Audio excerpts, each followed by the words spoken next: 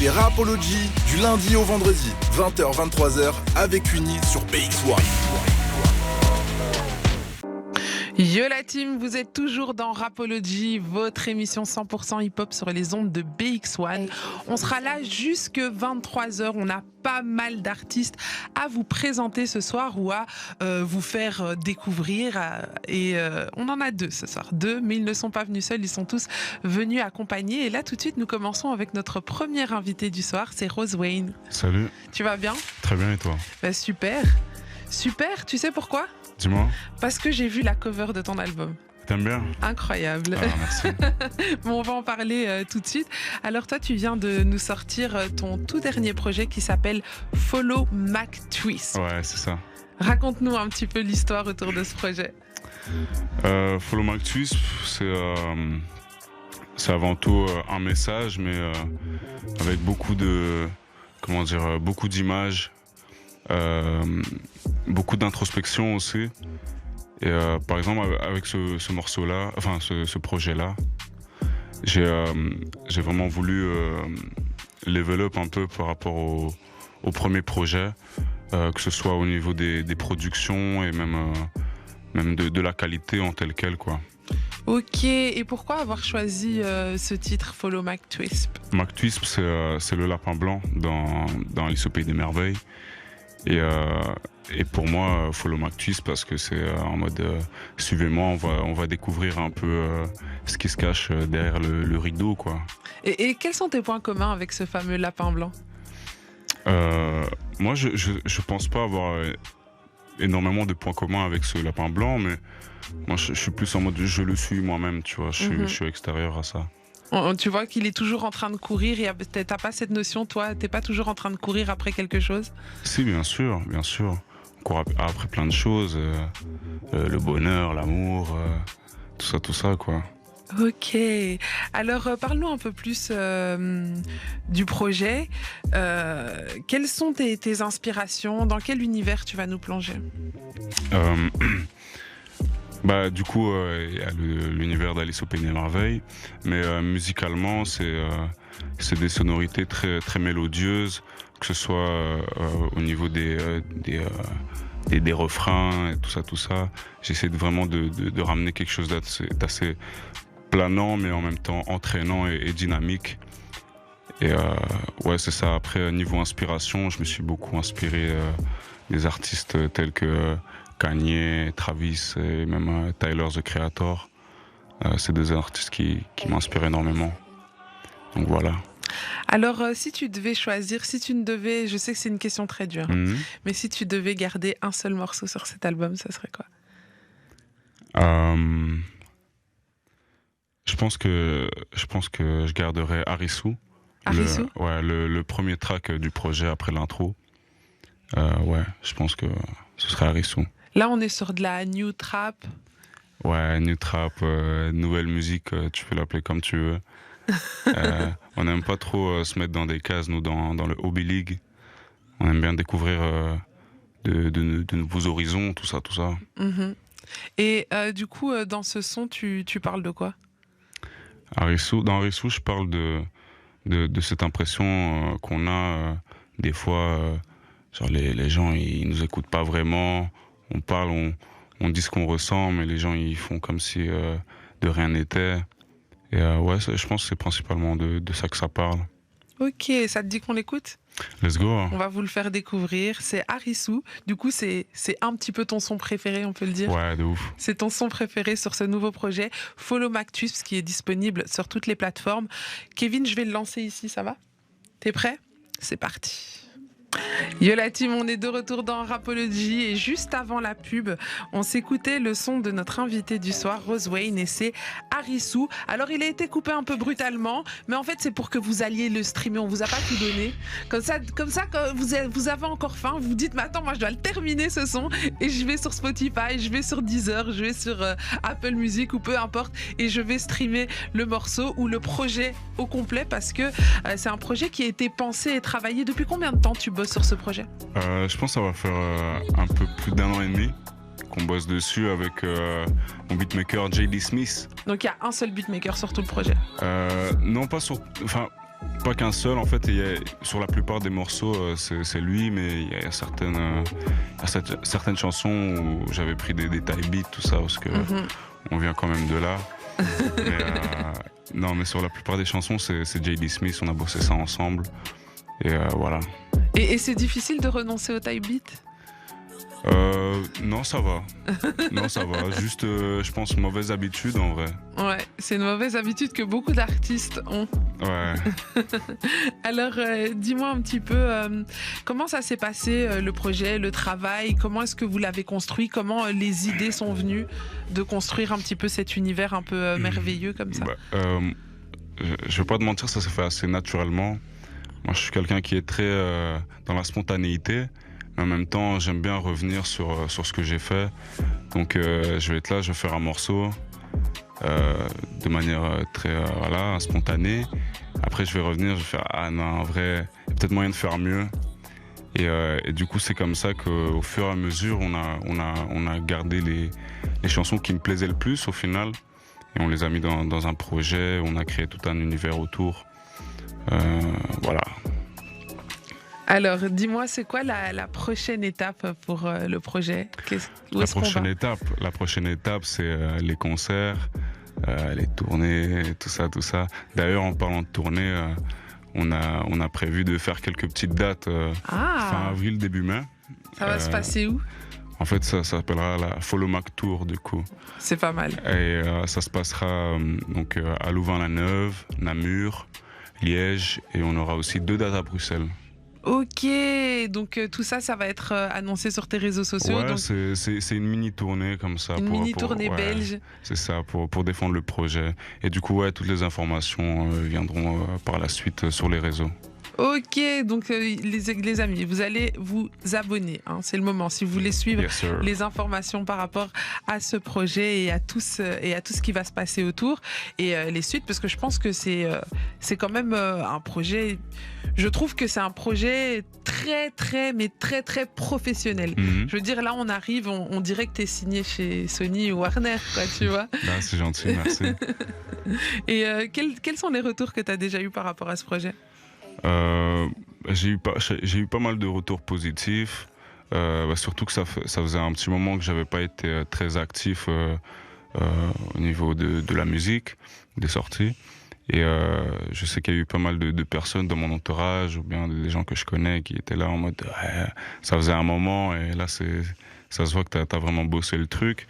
Et non, ça m'a fait énormément plaisir. Et même moi de base j'attendais ce moment avec impatience. Que de partager ce projet sur lequel j'ai bossé depuis un petit moment, quoi. Et qu'est-ce que tu attends de ce projet? Qu'est-ce que tu veux à terme? Quel est l'objectif? Le meilleur. Je veux tout. Tu veux c'est quoi tout? Moi, je veux tout, tout ce que tu as à proposer, je prends. Mais en gros, est-ce que tu espères continuer à travailler en indé? Tu espères peut-être une signature? C'est quoi ton objectif dans la musique? Non, en soi, j'espère rien du tout. Moi, j'avance sur le moment même et je vois les opportunités qu'il y a et je les prends tout simplement. Tout à l'heure, tu nous parlais de la Hobby League. Ouais. C'est un petit peu votre collectif. Le Hobby League, c'est la famille, c'est vraiment le talent, quoi. Il n'y a que des talents dedans, ils sont trop chauds. Mais c'est quoi? Comment est-ce qu'on définit le Hobby League? Hobby League, je t'ai dit, c'est une famille, tu vois. Dedans, on a Weldon, vous avez déjà vu, Tussi, Jenny, on a Ban le Houdizé, et il y a moi, évidemment. Mais ouais, c'est une grande famille, on se serre les coudes entre nous, on se pousse vers le haut. Et voilà. Et justement, il y a des feats dans ton album. Ouais. Exclusivement Hobby League. Ouais. Exclusivement Hobby League. Ouais, en famille, je t'ai dit. En famille, vous faites tout en famille. Ouais. Qu'est-ce qui vous motive à rester ensemble? Est-ce que c'est juste le lien amical ou vous avez trouvé aussi cette manière de travailler, de se pousser? Non, c'est parce qu'on est les plus chauds, tu vois. C'est vous les meilleurs? On est les meilleurs, bien évidemment. Et du coup, tu sais, quand tu veux évoluer, faut toujours se comparer un peu aux meilleurs et essayer de faire mieux. Et du coup, vu qu'on fait tout ça entre nous, on se pousse vers le haut et on fait d'autres mieux à chaque fois, quoi. Ok. Comment tu as rencontré les autres membres? Comment Je sais pas, ça s'est fait. C'est des Grâce amitiés à... de longue date ou c'est... Non, même pas, non, c'est la musique. c'est dans la musique. Et tu sais, comme dit le dicton, les grands esprits se rencontrent. Il fallait que ça Et arrive. il fallait que ça arrive. Et ouais, on s'est rencontrés au fur et à mesure. Et voilà, on a fait Hobby League et tous les concerts qu'on a fait, tout ça, quoi. Et depuis quand, toi, tu fais de la musique? Moi, ça va faire depuis 4 ans, plus 4 ou moins. ans? Ouais, que je fais sérieusement de la musique. Mais sinon, de la musique, j'en ai toujours écouté. Ça a toujours fait partie de mon quotidien, on va dire. Et l'écriture? L'écriture, bon, ce que je veux dire, c'est un peu cliché, mais tu sais, moi, à l'école, j'étais pas très bon à dicter et tout ça. Mais là, je sais pas, c'est venu naturellement. Je sais que quand j'avais commencé la musique, enfin le rap plus particulièrement, j'avais un pote, il faisait déjà du rap. Et j'étais là, putain, il rappe bien et tout. Moi, je suis pas très bon. Et du coup, tu sais, il y avait toujours ce truc de compétition. Et je voulais vraiment me dépasser à chaque fois. Et du coup, j'ai beaucoup gratté. J'ai passé des nuits blanches et tout à réviser des textes. Non, ouais. Tu parles de compétition. T'es plutôt en compétition avec toi-même ou avec les autres? Je pense les deux. Peut-être plus avec moi-même, parce que je sais que je suis quelqu'un d'assez perfectionniste et toujours dans le détail. Je sais que je vais devoir refaire 40 000 fois la même piste ou je ne sais quoi pour vraiment être satisfait de ce que je fais. Mais ce que je sais, c'est qu'à la fin, j'aurai quelque chose qui est vraiment qualitatif et qui me plaît vraiment, quoi. Ok, donc là, toi, t'es un compétiteur. Ouais, bien sûr, je dans ta suis un nature. gladiateur. Un gladiateur. Ouais, ouais. Ouais, c'est pas mal comme image. Pas mal le projet. Moi, je propose qu'on écoute encore un autre morceau. Let's go. Qu'est-ce que tu choisis? On va partir sur Zombie. Zombie. Alors attends, Ah, c'est le dernier son. Yes. C'est le dernier son. Tu peux m'en parler un petit peu? Il est très complexe, ce morceau. Complexe? Ouais, il est complexe. En fait, il a beaucoup d'interprétations différentes. Je sais qu'il y a plein de gens, ils m'ont donné leur version du morceau. Comme je dis à chaque fois, il y a pas de mauvaise réponse. Et c'est un truc que j'aime bien avec ma musique, c'est que tout le monde peut voir ce qu'il a envie de voir et prendre ce qu'il a envie de prendre. Donc, Mais toi, tu as ta propre interprétation aussi. ouais, bien sûr. Mais faut écouter le morceau. Bon, on va écouter le morceau. Ouais. Je ferai mon interprétation et puis tu nous Ouais, donneras la tienne. vas-y. Ça va? Peut-être. Non, allez, on est là pour partager. Ok. Allez, c'est Ok, parti. Vas-y.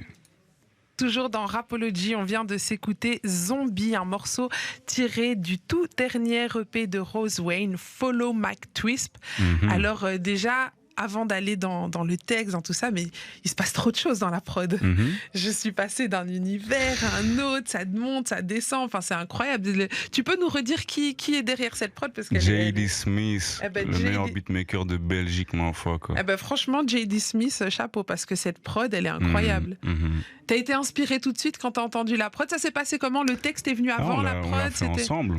On l'a fait ensemble et tout s'est fait naturellement. T'avais déjà le texte? Non, tout s'est fait en même temps. C'est vraiment, ça a été un processus de création comme ça. Exactement. Vous avez fait de la magie. Exactement. Il n'y avait pas des druides avec vous, je sais pas. Des druides, non. J'ai l'impression qu'on est dans un monde merveilleux avec toi, chaudrons, donc des chaudrons, des fées peut-être. Impossible. Parce que je vois qu'il y a aussi des trèfles, peut-être il y avait des, comment on les appelle, tu sais, en Irlande là, voilà, les léprochaunes. Ouais. Mais revenons-en au texte du coup. Mon interprétation, c'était ce qui était promis avant qu'on passe le son, je dirais que ce zombie, c'est toi. C'est mon interprétation, ce zombie dans la ville qui avance et qui a des projets, des objectifs, des rêves, mais qui n'est pas toujours peut-être compris des autres. Je sais pas, c'est mon interprétation. Ok, c'est tout? Après, j'ai été déconcentrée. T'as vu, j'ai été déconcentrée, donc j'ai essayé de me raccrocher à la partie du texte que j'ai pu entendre, parce que tu vois, ici, il y a toujours beaucoup de monde, beaucoup de gens qui passent, on me pose des questions. Mais en tout cas, dans les grandes lignes, on va dire, c'est une interprétation qui me vient, en tout cas, à l'écoute. Bah, c'est ce qui te touche toi, j'imagine. Mais oui, c'est ça. C'est ce qui te parle à toi et c'est le plus important. Et c'est important, c'est ce que tu disais tout à l'heure, Ouais. juste avant qu'on le passe, c'est que chacun a son interprétation et puis il y en a aucune qui est fausse et chacun le voit un petit peu. Mais toi, comment tu le vois ce son? Moi, ce son-là, je le vois un peu, pas comme une conclusion, mais comme une fin de chapitre. Comment dire, c'est genre, tu sais, tu te rends compte, genre tu réalises la situation dans laquelle t'es et tu décides d'évoluer et de devenir meilleur, tout simplement. Pour moi, c'est ça le truc principal. Après, c'est mon interprétation. Oui, c'est ça. Et voilà, c'est un peu vague, mais voilà, j'ai pas envie d'en dire plus non plus, sinon après les gens ils vont être là en mode non. En fait, t'as pas envie que les gens soient matrixés par une idée reçue, une idée sur la chanson. C'est ça.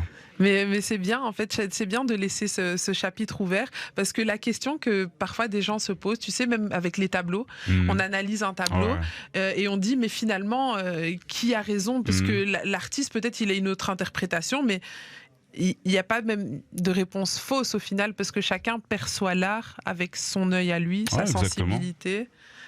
Son vécu aussi, parce que chacun a un vécu différent. Donc face à, je sais pas, à la Joconde, tout le monde ne voit pas la même chose. Et je pense que rien n'est faux. Et ici, c'est pas mal de laisser aussi ce chapitre ouvert. Ah, c'est une œuvre d'art un peu. Bien sûr. Tout ça, Follow Mac Twist, c'est un chef-d'œuvre. C'est mon chef-d'œuvre. C'est ton chef-d'œuvre. Tu l'aimes, hein, Ouais, de ouf. Est-ce que tu vas mettre longtemps à retravailler sur un autre projet? Parce que quand on aime beaucoup un projet, c'est parfois difficile de passer à un autre après. Non,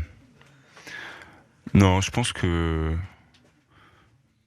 Après, comme je t'ai dit, c'est aussi une fin de chapitre et du coup, l'évolution, tu vois, on passe à autre chose. Donc, après, bon, c'est une explication assez bateau, mais c'est comme ça que je le vois, tu vois. J'ai donné ce que j'avais à donner pour le moment. Et je sais pas, en fait, j'ai hâte de voir ce que l'avenir me réserve et les aventures que je vais encore traverser, quoi. Ok, pas mal d'aventures encore à traverser. Ouais, beaucoup. Et quelle signature vocale? C'est vrai que depuis le début, on n'en a pas encore parlé. Ah, mais ça, c'est parce que je suis enrhumé, je suis fatigué, tout ça. Mais pendant que t'enregistrais, t'étais pas enrhumé et fatigué? J'enregistre la nuit, l'hiver. Ouais. Non, mais t'as une très belle voix, une grosse voix.